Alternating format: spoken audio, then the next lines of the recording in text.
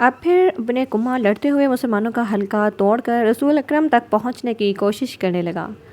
اس وقت رسول اکرم صلی اللہ علیہ وسلم کے پاس مصعب بن عمیر کھڑے تھے اور عمارہ اپنے قریب پڑے ہوئے 2-3 زخمیوں کو پانی پلا رہی تھیں۔ انہوں نے جب قریش کو ایک بار پھر حملے کے لیے آتے دیکھا تو زخمیوں سے ہٹ کر انہوں نے ایک زخمی کی تلوار اٹھا لی اور قریش کے مقابلے میں ڈٹ گئیں۔ قریش کا سب سے پہلا سوار جو ان کے قریب آیا اس تک وہ نہیں پہنچ سکتی تھیں، اس لیے انہوں نے تلوار سے اس کے گھوڑے پر ایسا وار کیا کہ گھوڑا گر پڑا۔ سوار گھوڑے کی دوسری طرف گرا۔ عمارہ نے گھوڑے کے اوپر سے کود کر قریش کے اس آدمی پر وار کیا اور اسے زخمی کر دیا۔ وہ اٹھا اور بھاگ گیا۔ مصعب بن عمیر کا قد بت اور شکل و صورت میں رسول کریم کے ساتھ نمایاں مشابہت تھی۔ ابن کما مصعب کو رسول خدا سمجھ کر ان پر حملہ آور ہوا۔ مصعب تیار تھے۔ انہوں نے ابن کما کا مقابلہ کیا۔ کچھ دیر دونوں میں تیغ زنی ہوئی، لیکن ابن کما کا ایک وار مصعب پر ایسا بھرپور پڑا کہ وہ گرے اور شہید ہو گئے۔ عمارہ نے مصعب کو گرتے دیکھا غیظ و غضب سے ابن کما پر تلوار کا وار کیا، لیکن ابن کما نے زرہ پہن رکھی تھی اور وار کرنے والی ایک عورت تھی، اس لیے ابن کما کو کوئی زخم نہ آیا۔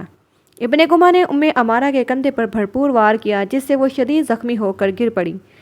اس وقت رسول کریم صلی اللہ علیہ وسلم جو قریب ہی تھے ابن کما کی طرف بڑھے، لیکن ابن کما نے پینترا بدل کر آپ پر ایسا وار کیا جو آپ کے خود پر پڑا۔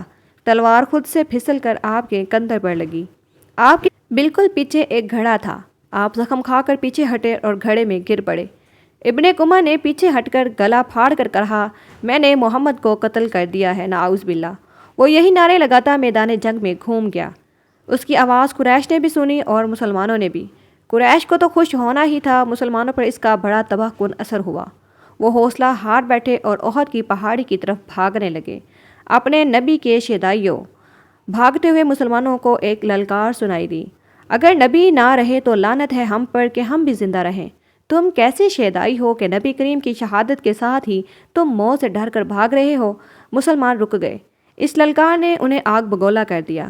وہ پیادے تھے، لیکن انہوں نے قریش کے گھڑ سواروں پر حملہ کر دیا۔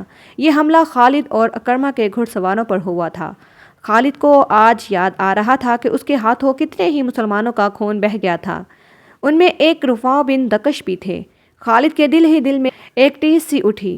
اسے کچھ ایسا احساس ہونے لگا جیسے وہ بے مقصد خون بہاتا رہا ہے، لیکن اس وقت وہ مسلمانوں کو اپنا بدترین دشمن سمجھتا تھا۔ اب مسلمانوں کا دم خم ٹوٹ چکا تھا۔ پیادے گھڑ سواروں کا مقابلہ کب تک کرتے؟ وہ مجبور ہو کر پہاڑی کی طرف پسپا ہونے لگے۔ رسول اکرم بھی اپنے ساتھیوں کے ساتھ ایک تنگ سی وادی کی طرف جا رہے تھے۔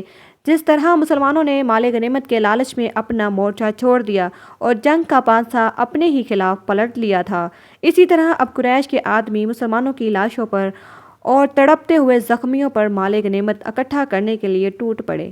ان میں کچھ قریش رسول کریم صلی اللہ علیہ وسلم کے تعاقب میں چلے گئے، لیکن آپ کے ساتھیوں نے ان پر ایسی بے جگری سے حملہ بولا کہ ان میں سے زیادہ تر قریش کو جان سے مار ڈالا اور جو بچ کے وہ بھاگ اٹھے۔ رسول اکرم صلی اللہ علیہ وسلم ایک بلند جگہ پہنچ گئے۔ آپ نے وہاں سے صورتحال کا جائزہ لیا۔ آپ کے 30 صحابہ رضی اللہ عنہم میں سے 16 شہید ہو چکے تھے۔ جو 14 زندہ تھے ان میں زیادہ تر زخمی تھے۔ آپ نے بلندی سے میدان جنگ کا جائزہ لیا۔ آپ کو کوئی مسلمان نظر نہیں آ رہا تھا۔ مسلمان یہ سمجھ کر کہ رسول کریم صلی اللہ علیہ وسلم شہید ہو چکے ہیں، سخت مایوسی کے عالم میں ادھر ادھر بکھر گئے۔ کچھ واپس مدینہ چلے گئے، کچھ قریش کے انتقام کے ڈر سے پہاڑی کے اندر جا چھپے۔ یہاں رسول خدا کو اپنے زخموں کی طرف توجہ دینے کی فرصت ملی۔ آپ کی بیٹی حضرت فاطمہ جو آپ کو ہر طرف تلاش کر کے تھک چکی تھی، آپ کے پاس آن پہنچی۔ قریب ہی ایک چشمہ تھا۔ حضرت علی وہاں سے کسی چیز میں پانی لائے اور آپ صلی اللہ علیہ وسلم کو پلایا۔ حضرت فاطمہ رضی اللہ عنہا آپ کے زخم دھونے لگیں۔ وہ سسک سسک کر رو رہی تھیں۔ خالد کو آج یاد آ رہا تھا کہ رسول کریم کی شہادت کی خبر نے اسے روحانی سا اطمینان دیا تھا، لیکن ایک للکار نے اسے چونکا دیا۔ وادی میں اس للکار کی گونج بڑی دور تک سنائی دے رہی تھی۔ کوئی بڑی ہی بلند آواز میں کہہ رہا تھا، مسلمانوں خوشیاں مناؤ، ہمارے نبی زندہ اور سلامت ہیں۔ اس للکار پر خالد کو ہنسی بھی آئی اور افسوس بھی ہوا تھا۔ اس نے اپنے آپ سے کہا تھا کہ کوئی مسلمان پاگل ہو گیا ہے۔ ہوا یوں تھا کہ جس طرح مسلمان اکا دکا ادھر ادھر بکھر گئے یا چھپ گئے تھے، اسی طرح کعب بن مالک نام کا ایک مسلمان ادھر ادھر گھومتا پہاڑی کے اس مقام کی طرف چلا گیا جہاں رسول اکرم سستا رہے تھے۔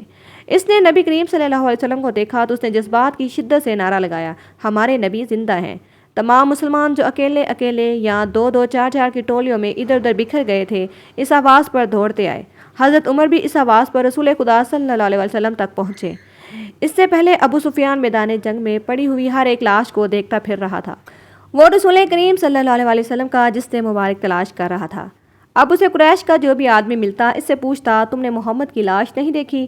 اسی تلاش میں خالد اس کے سامنے آ گیا۔ خالد، ابو سفیان نے کہا، تم نے محمد کی لاش نہیں دیکھی؟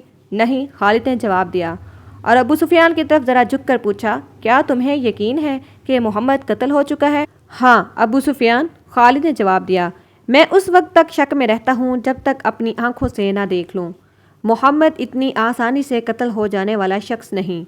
معلوم ہوتا ہے تم پر محمد کا طلسم طاری ہے، ابو سفیان نے تکبر کے لہجے میں کہا۔ کیا محمد ہم میں سے نہیں تھا؟ کیا تم اسے نہیں جانتے تھے؟ جو شخص اتنی قتل و غارت کا ذمہ دار ہے، ایک روز اسے بھی قتل ہونا ہے۔ محمد قتل ہو چکا ہے، جاؤ اور دیکھو، اس کی لاش کو پہچانو، ہم اس کا سر کاٹ کر مکہ لے جائیں گے۔ استغفر اللہ۔ عین اس وقت پہاڑی میں سے کعب بن مالک کی للکار گونجی، مسلمانوں خوشیاں مناؤ، ہمارے نبی زندہ و سلامت ہیں۔ پھر یہ آواز روت کی کڑک کی طرح گرجتی کڑکتی وادی اور میدان میں گھومتی پھرتی رہی۔ سن لیا ابو سفیان؟ خالد نے کہا، اب میں تمہیں بتاتا ہوں محمد صلی اللہ علیہ وسلم کہاں ہیں۔ میں اس پر حملہ کرنے جا رہا ہوں، لیکن میں تمہیں یقین نہیں دلا سکتا کہ میں محمد کو قتل کر آؤں گا۔ کچھ دیر پہلے خالد نے رسول کریم صلی اللہ علیہ وسلم اور ان کے ساتھیوں کو پہاڑی کے اندر جاتے دیکھا تھا، لیکن وہ بہت دور تھا۔ خالد ہار ماننے والا اور اپنے ارادے کو ادھورا چھوڑنے والا آدمی نہیں تھا۔ اس نے اپنے چند ایک سواروں کو ساتھ لیا اور پہاڑی کے اس مقام کی طرف بڑھنے لگا جدھر اس نے رسول کریم صلی اللہ علیہ وسلم کو جاتے دیکھا تھا۔ مشہور مورخ ابن ہشام کی تحریر سے پتہ چلتا ہے کہ رسول اکرم صلی اللہ علیہ وسلم نے جب خالد کو اپنے سواروں کے ساتھ اس گھاٹی پر چڑھتے دیکھا جہاں آپ تھے تو آپ کے منہ سے بے ساختہ دعا نکلی، خدائے ذوالجلال انہیں اس وقت وہیں کہیں روک لے۔ خالد اپنے سواروں کے ساتھ گھاٹی چڑھتا جا رہا تھا۔ یہ ایک درہ سا تھا جو تنگ ہوتا چلا جا رہا تھا۔ گھوڑوں کو ایک قطار میں ہونا پڑا۔ رسول کریم صلی اللہ علیہ وسلم زخموں سے چور پڑے تھے۔ حضرت عمر نے جب خالد اور اس کے سواروں کو اوپر آتے دیکھا تو وہ تلوار نکال کر کچھ نیچے اترے۔ ولید کے بیٹے، حضرت عمر نے للکارا، اگر لڑائی لڑنا جانتے ہو تو اس درے کی تنگی کو دیکھ لو، اس چڑھائی کو دیکھ لو، کیا تم اپنے سواروں کے ساتھ ہمارے ہاتھ سے بچ کر نکل جاؤ گے؟ خالد لڑنے کے فن کو خوب سمجھتا تھا۔ اس نے دیکھ لیا تھا کہ یہ جگہ گھوڑوں کو گھما پھرا کر لڑانے کے لیے موزوں نہیں بلکہ خطرناک ہے۔ خالد نے خاموشی سے اپنا گھوڑا گھمایا اور اپنے سواروں کے ساتھ وہاں سے نیچے اتر آیا۔ آج تک کے لیے اتنا ہی، ملتے ہیں نیکسٹ ایپیسوڈ کے ساتھ، تب تک کے لیے اللہ حافظ۔